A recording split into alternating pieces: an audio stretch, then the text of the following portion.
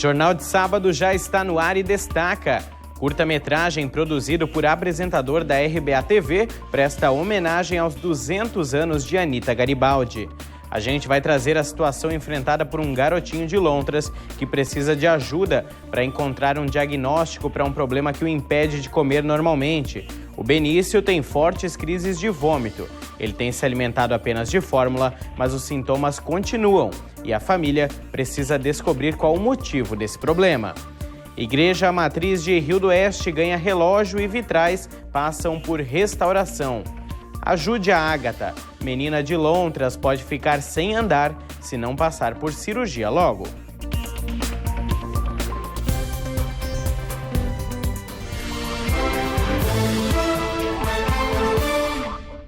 Olá. Um curta-metragem produzido pelo comunicador Jorge Luiz, o nosso colega aqui da RBA TV, apresentador do programa Recanto Crioulo, presta uma homenagem ao bicentenário de Anita Garibaldi. A semana foi marcada pelo aniversário de 200 anos de uma das principais heroínas da história catarinense. As roupas estampam a paixão pelo tradicionalismo gauchesco, uma cultura que valoriza a história e os costumes da região sul. Tudo aqui é uma referência aos tecidos usados pelos líderes da Revolução Farroupilha, Giuseppe e Anita Garibaldi. Paixão compartilhada pela Maria e pelo Jorge, que estuda a história de Anita há muitos anos. Eu tenho um programa numa rádio local aqui, a Rádio Mirador, há 27 anos. Então faz mais ou menos uns 30 anos que eu pesquiso Anita Garibaldi. Eu tenho material, inclusive, veio da Itália.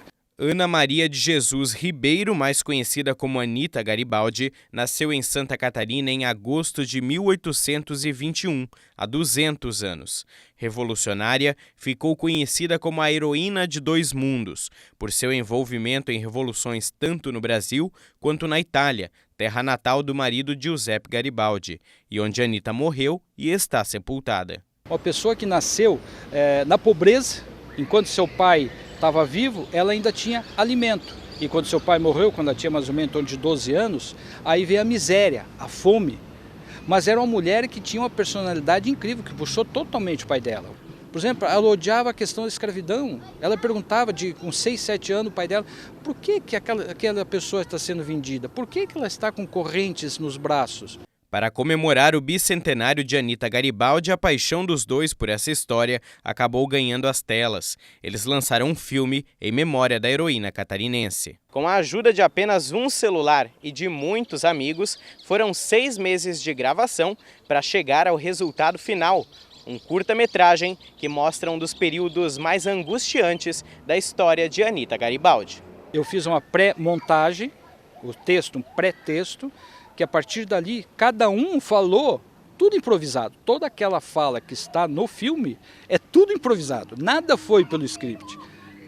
Nós só se olhava em cena e um ia falando, ia trazendo aqui aquela coisa toda. E eu, inclusive, que eu participei também, deixei até a barba crescer, interessante que eu tinha que filmar, às vezes tinha que parar, porque para ver se estava filmando, não tinha acabado a bateria. Sem nunca ter atuado profissionalmente, a Maria Aparecida topou o desafio e deu vida à grande protagonista dessa história. Foi uma emoção muito grande fazer o papel dela, dessa grande mulher que foi guerreira, idealista, determinada, né? Então, assim, foi uma emoção muito forte. Que até assim, quando eu ia fazer, sabe, eu me sentia assim que não era eu. Parecia que ela estava ali, né? Então foi maravilhoso fazer. O curta retrata a fuga de Anita da cidade de Mostardas, no Rio Grande do Sul, onde estava escondida após ajudar o exército Farroupilha na Batalha de Curitibanos. Alguns dias depois de dar à luz ao filho Menotti Garibaldi, ela é cercada pelo exército imperial e foge com o recém-nascido. Depois de um período morando no Uruguai, o curta ainda mostra a ida de Anita para a Itália, onde faleceu.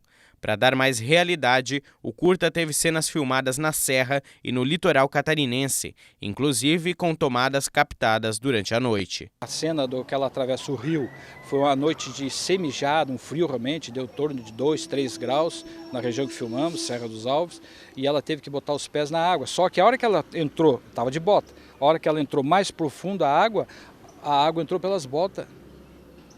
E a cena mais legal, que ia ser legal, mas não aconteceu, a hora que ela foi subir no barranco, escapou, puxando nas ramas, escapou, e por questão de milésimo de segundo, ela não veio de costas para cair na água. Antes também que ficou foi na hora que eles vinham atrás e eu peguei a arma e a arma mascou. Então eu senti comigo assim, meu Deus, como seria mesmo? Olha, na realidade, você está ali querendo salvar teu filho e o pessoal atrás. Onde ela permaneceu 2 dias e 2 noites, se alimentando de raízes e frutas silvestres. Então foi realmente um pânico muito grande, né? Trabalho pronto, a sensação é de missão cumprida, com uma belíssima homenagem realizada para uma das maiores figuras históricas femininas de Santa Catarina e do Brasil. Era uma pessoa que estava fora do seu tempo, uma pessoa que acreditava na liberdade, na irmandade, acreditava que as pessoas podiam viver em paz. Uma grande honra ter homenageado essa mulher que tanto fez por nós aqui de Santa Catarina e principalmente nós brasileiros, porque, só para você ter uma ideia, na Itália, onde está os restos mortais dela, que é uma estátua de mais de 20 metros de altura, todo dia é hasteada e arreada a bandeira no túmulo dela, todo dia. Amanhã tem sorteio da Trimania ao vivo aqui na RBA TV, 10 da manhã. O prêmio principal leva para casa um Jeep Renegade mais R$100 mil. E tem mais 3 sorteios de R$10 mil cada e 30 sorteios de R$1.000 pelo Super Giro. Não vai perder. A seguir, família de Lontras precisa de ajuda para encontrar um diagnóstico para um problema que impede o Benício de comer normalmente. A gente volta já já.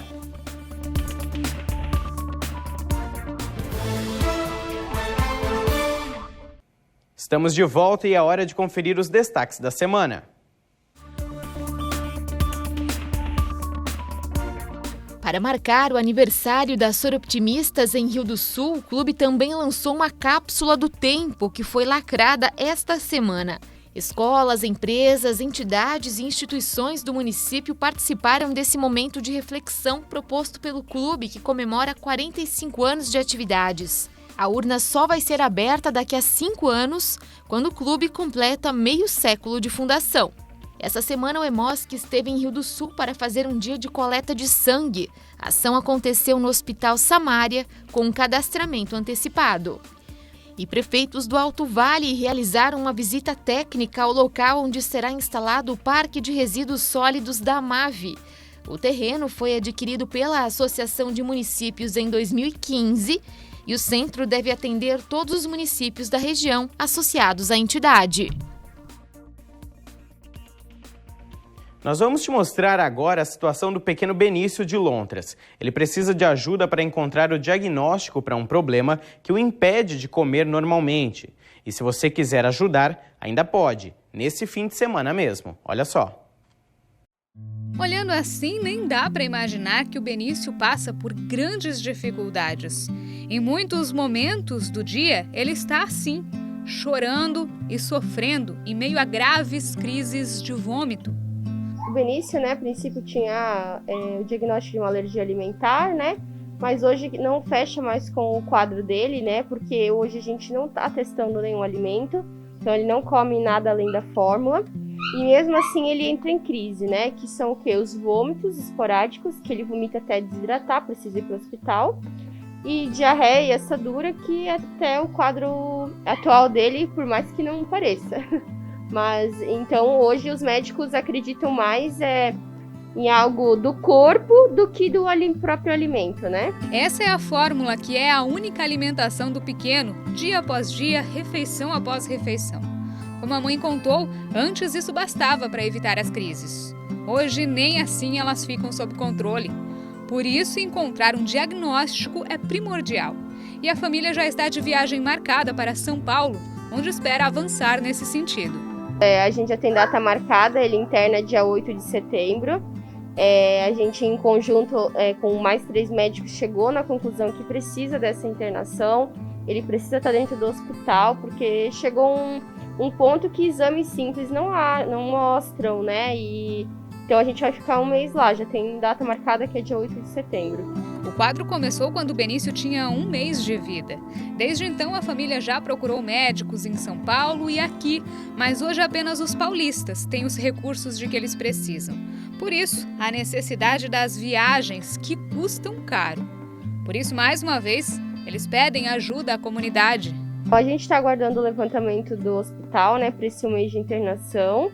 mas são os custos hospitalares que vai ter lá, passagens. Então, o que é mais caro é a parte hospital, né? Que a gente chuta aí pelo menos de 40 a 50 mil reais, né? Porque ano passado a gente, em 2 dias, já gastou 20 mil lá em São Paulo, né?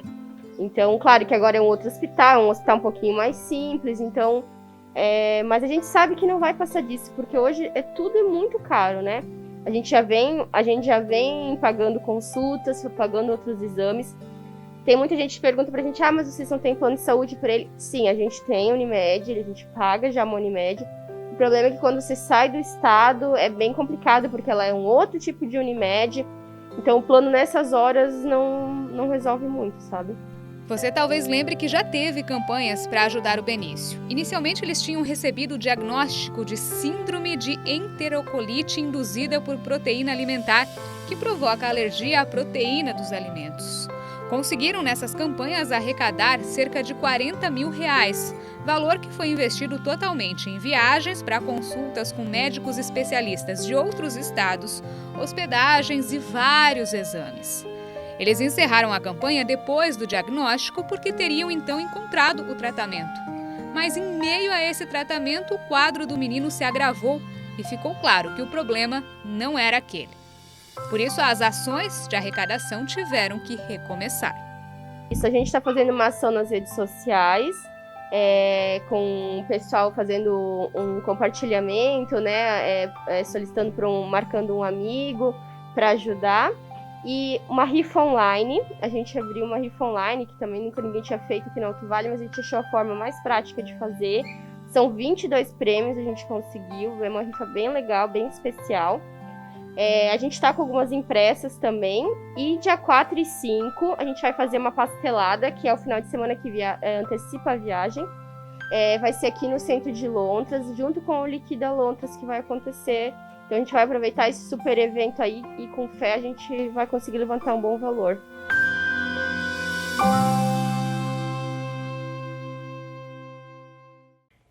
Antes de ir para um rápido intervalo, eu quero lembrar você, fã de esporte, que amanhã tem Liga Nacional de Futsal a partir das 11 horas da manhã, aqui na tela da TV Brasil. E no fim de semana, a bola também rola pela Série D do Campeonato Brasileiro, hein? Fique de olho na programação. No próximo bloco, Igreja Matriz de Rio do Oeste ganha relógio e vitrais passam por restauração. E ainda tem as informações do Direto da Redação. O intervalo é rápido.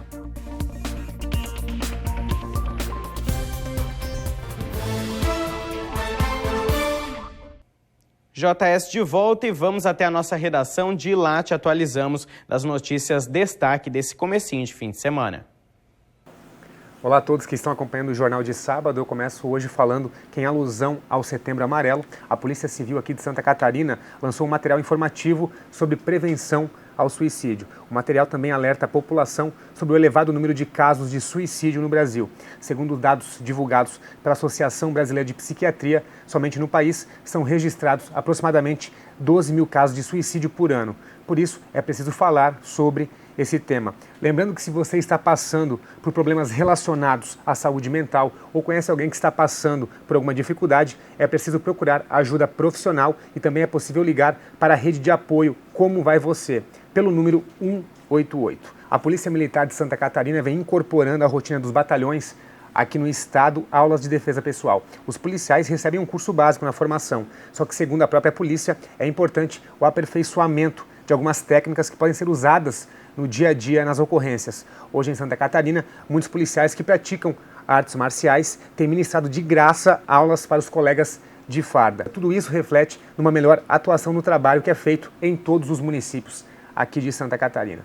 Mudando de assunto, o Corpo de Bombeiros do Estado terá uma nova turma para o curso básico de atendimento a emergências online. Na primeira edição, as 5 mil vagas disponíveis se encerraram em menos de 24 horas. Agora as vagas são limitadas. O objetivo é divulgar informações básicas para atendimentos a ocorrências de baixa complexidade, assim como conhecimentos relativos à segurança pessoal e coletiva.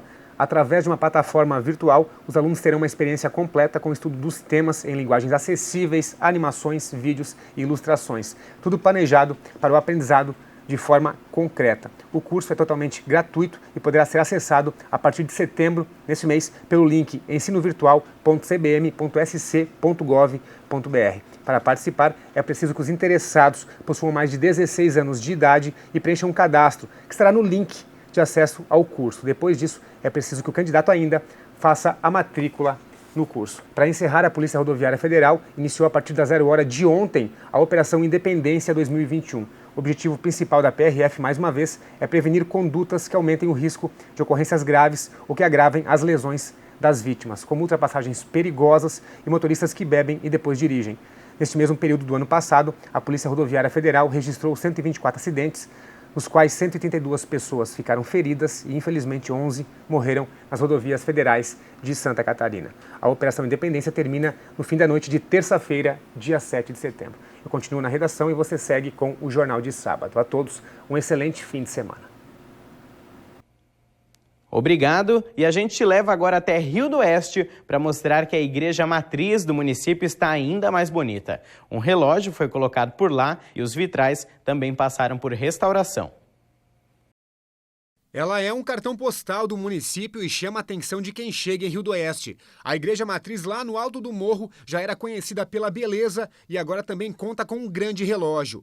O Frei Darcy explica que o projeto original da igreja já contemplava o relógio na estrutura. O projeto da igreja ele foi feito em 1940 e o projeto arquitetônico dessa igreja já previa o relógio ali na fachada da igreja, mas nunca foi colocado. E esse projeto arquitetônico estava nos desenhos, inclusive já ficou o local, o buraco onde devia ser colocado o relógio, mas não tinha sido possível até agora. Então, para marcar esses 100 anos da paróquia, a comunidade, num esforço muito grande, sempre muito unida, generosa, colaboradora, ela decidiu que era o momento para a gente colocar esse relógio. E para colocar o relógio com 2,70 metros de diâmetro, foi preciso bastante trabalho. A empresa responsável pela instalação veio de Porto Alegre e ficou 5 dias em Rio do Oeste. O trabalho que a gente realiza, como nós já estamos acostumados a esse tipo de trabalho, nós temos o equipamento, o material certo para poder executar o serviço. Então, com certeza tem o seu grau de dificuldade, né? E aí o que muda de uma igreja para outra é realmente o acesso, né? Então aqui a gente teve uma certa dificuldade no acesso aos sinos pelo pouco espaço da torre e pela altura dentro da torre, então todo o ferramental ele tinha que subir e descer com muita frequência. O relógio, que é automatizado, vai ativar os sinos da igreja. Os 3 sinos que vão tocar aqui em Rio do Oeste estão no município desde 1925. Eles estão lá naquela torre e a nossa equipe vai até lá em cima. Apesar de um pouco de dificuldades, nós conseguimos subir na torre da igreja. Aqui ficam os sinos. O maior deles tem quase 500 quilos. Os sinos eram de uma igreja aqui de Rio do Oeste, a primeira igreja, quando ficou paróquia, em 1923, e os sinos então foram colocados nesta igreja de madeira em 1925. E depois que a construção deste santuário, esses sinos, né, dessa igreja de madeira passaram então aqui para a torre da igreja matriz aqui de Rio do Oeste. Outro trabalho que ajudou a deixar a igreja ainda mais bonita foi a restauração dos vitrais. O trabalho, que acaba agora em setembro, durou 2 anos e foi feito por profissionais do Paraná. O trabalho inicialmente é feito a vistoria técnica dos vitrais para saber qual vai ser a abordagem feita.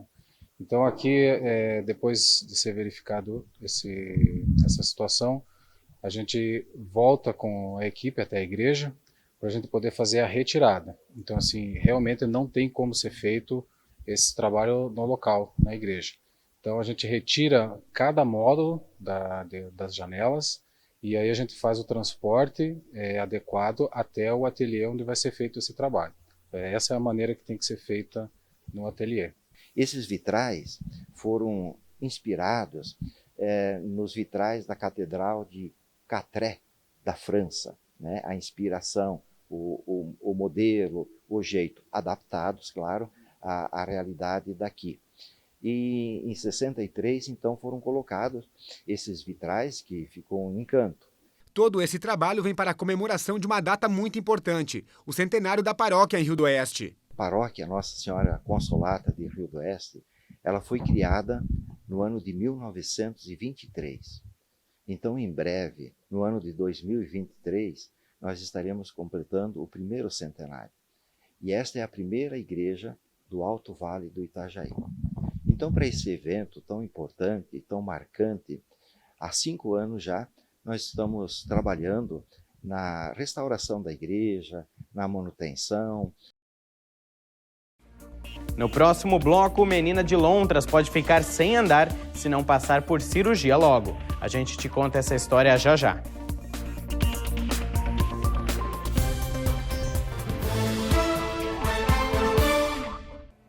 Uma menina de lontras pode ficar sem andar em breve se não passar por cirurgia. O problema é que pelo SUS não tem previsão nem de quando isso aconteceria. E, particular, esse procedimento é muito caro.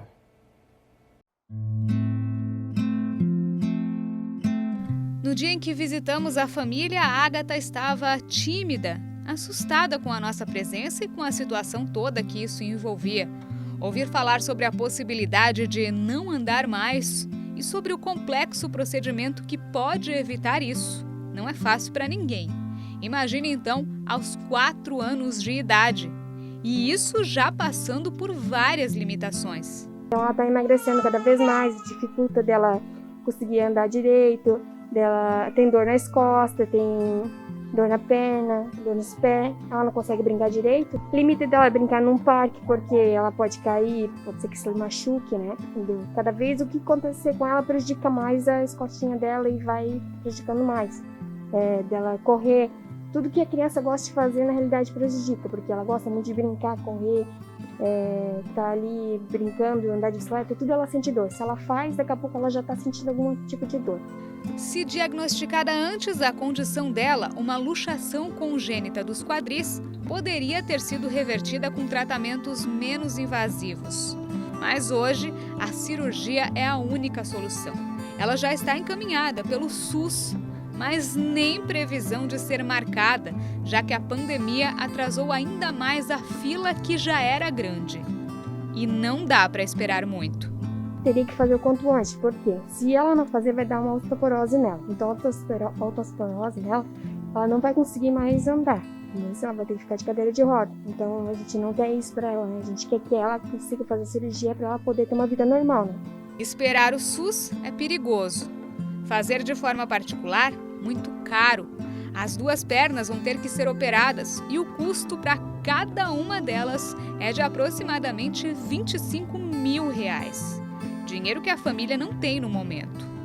A dor de ver a menina sofrendo no dia a dia e o medo de vê-la perder a capacidade de andar tão novinha por falta de recursos levaram a essa campanha pedindo a ajuda da comunidade. Criei uma vaquinha, né, pelo meu Facebook, né, todos pela cirurgia da Ágata. E eu também vou botar em alguns pontos um negocinho para poder arrecadar dinheiro. E tem ali meu nome, quem quiser entrar em contato comigo, saber sobre a história dela e poder ajudar compartilhando ou doando o que puder, para mim está de bom tamanho. A doação pode ser de qualquer valor, para que a pequena tenha cada vez menos momentos assim, de lágrimas, de tristeza ou de dor. Com esse pedido de ajuda, o JS está chegando ao fim. O link da vaquinha está junto com a reportagem postada nas redes sociais da RBA TV. Eu vou ficando por aqui, lembrando que amanhã tem sorteio da Trimania ao vivo na tela da RBA TV, a partir das 10 da manhã. Obrigado pela companhia e para você um excelente fim de semana.